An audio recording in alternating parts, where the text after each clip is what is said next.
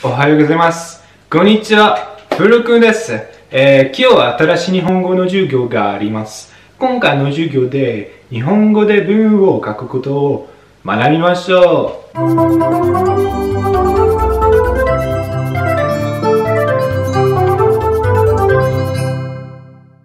Salut, c'est Felokun. Aujourd'hui, nouvelle vidéo. On va parler de la construction des phrases japonaises.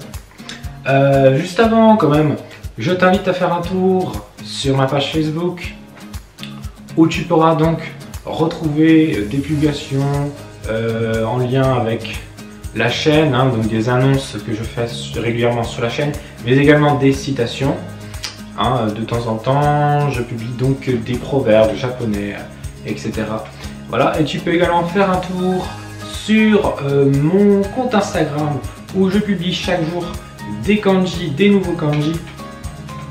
Ça aide donc les gens à apprendre les kanji puisque je montre comment apprendre donc les tracés, les lectures, tout ça, etc. Voilà, et tu peux également t'abonner à la chaîne pour recevoir toutes les prochaines vidéos. Alors, donc aujourd'hui on va parler donc de comment construire une phrase en japonais. Il y a quelques petits trucs à savoir.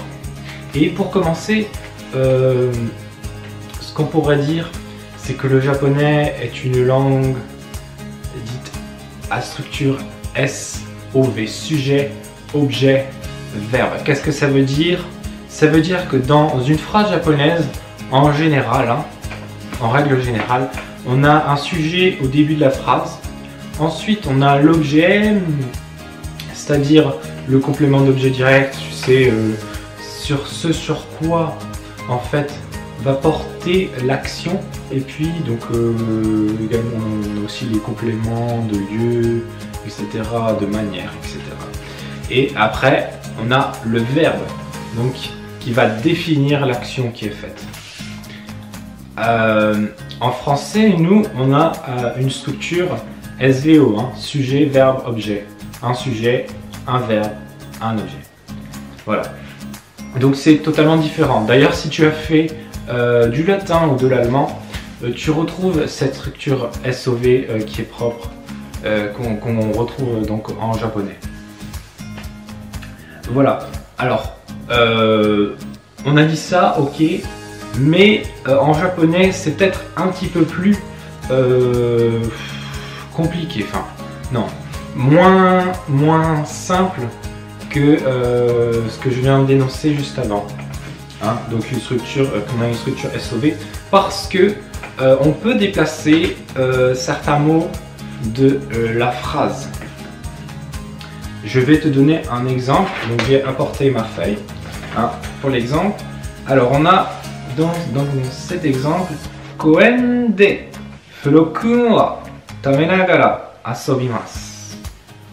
Dans le parc, Furokun s'amuse en mangeant. Et ça c'est pareil que si je dis Furokun wa tabenagara koen de asobimasu. Donc Furokun en mangeant dans le parc s'amuse. Voilà. Donc ça c'est, on a deux possibilités de dire la même chose. Il suffit d'inverser, par exemple koen ni Furokun wa tabenagara koen ni, etc., etc. Le seul truc à respecter, c'est de garder bien les petites particules. Tu sais, ces tout petits mots qui sont formés de un hiragana, d'une syllabe, à côté du mot auquel ils sont attachés. Koen doit être toujours à côté de ni, etc. Furokun doit toujours être à côté de wa, voilà, de la particule wa. Alors quand on analyse donc cette phrase, à nouveau, on remarque une autre particularité du japonais, c'est que le japonais est une langue agglutinante, c'est-à-dire que il va utiliser donc des préfixes, mais surtout des suffixes qui vont donc préciser la classe grammaticale d'un mot, la conjugaison d'un verbe, la fonction d'un mot, etc. Alors ces suffixes sont transcrits en hiragana. Tout ce qui est grammaire, conjugaison, en japonais ça va être en hiragana. Et à propos, on appelle okurigana, donc les hiragana qui sont directement attachés au mot, et qui précisent donc la classe grammaticale, la conjugaison d'un verbe. Voilà. On va reprendre donc l'exemple qu'on a pris précédemment.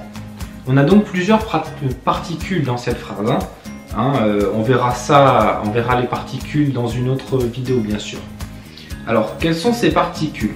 On a koen de et flokun oa. D va indiquer en fait le lieu de l'action, le lieu où il se passe quelque chose.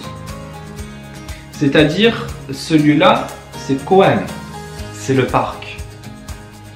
Et la particule oa, elle va indiquer le thème de la phrase. De quoi il est question dans la phrase. Et on peut traduire d'ailleurs la proposition flokun oa à propos de flokun, en parlant de flokun. Voilà. Donc là on voit qu'on ajoute un petit mot à côté d'un autre et pour préciser donc la place du mot, sa fonction, etc. Ensuite on a le mot tabenagara. Tabenagara, ça signifie en mangeant. Alors, ce mot-là, il est formé en deux parties. On a tabe d'un côté qui est un radical, donc, et nagara qui est la marque du gérondif, qui permet donc d'indiquer que quelque chose se passe en même temps qu'une autre chose. C'est-à-dire que dans le cas là de cette phrase, de cet exemple, on indique que l'action de manger est faite en même temps que celle de s'amuser, et qui est traduite par asobimasu. Asobimasu, si on regarde aussi de plus près ce verbe là, on voit que lui aussi est formé de deux parties, d'un radical qui est asobi et de mas. Donc mas va indiquer en fait, donc il sera écrit en hiragana, et que donc asobi, le tout, asobimasu, c'est au présent et c'est à la forme polie. On voit vraiment donc en ajoutant ces particules, ces suffixes, que le japonais est une langue agglutinante. Dans une phrase, on aura donc un petit suffixe pour le passé par exemple, qu'on peut ajouter, on peut lui ajouter donc un suffixe ensuite qui va dire que ce passé est finalement un passé progressif. Donc on a plein de suffixes, de particules qui permettent donc de préciser le sens de la phrase. Je voulais ensuite venir sur un tout petit truc, pas très difficile non plus, c'est les phrases interrogatives. Alors là on a parlé des phrases affirmatives, ok, voilà. Et on va parler donc de l'ordre un petit peu des phrases interrogatives. L'ordre des mots.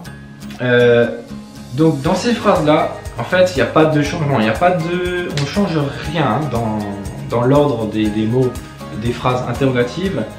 C'est-à-dire qu'on va juste rajouter la particule K ou la particule no pour préciser qu'on est face à une question. Et on va rajouter, donc on dira ça à l'oral, on va préciser aussi que la phrase est une question grâce à l'intonation. Et dernière petite particularité du japonais aussi, et qu'on retrouve d'ailleurs en espagnol, puisque j'ai fait un peu d'espagnol et je sais de quoi je parle.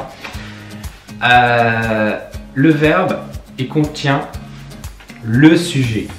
Ça veut dire que en japonais, on sous-entend très souvent le sujet. Il est compris dans le verbe. Si on a besoin de préciser le sujet, à ce moment-là, On va utiliser une particule qui est la particule ga et qu'on verra dans une prochaine vidéo. Mais sinon, le sujet est toujours dans le verbe. Voilà, j'espère que tu as tout bien compris puisque la vidéo est terminée. J'espère qu'elle t'a aidé à voir un peu plus clair comment construire une phrase en japonais. Juste avant de se quitter, je voulais aussi te dire donc que tu peux retrouver, donc si tu commences le japonais, que tu galères peut-être à apprendre les kana, les hiragana, katakana, les syllabaires du japonais, tu peux retrouver une vidéo que j'ai faite dans la description et également dans la fiche qui apparaît ici, qui va t'aider donc à apprendre les kana en une semaine. C'est une méthode que j'ai adoptée moi-même. Tu as juste à mettre ton adresse mail et tu vas la recevoir donc dans ta boîte mail. Voilà, je te dis bye bye, ganbarimashou.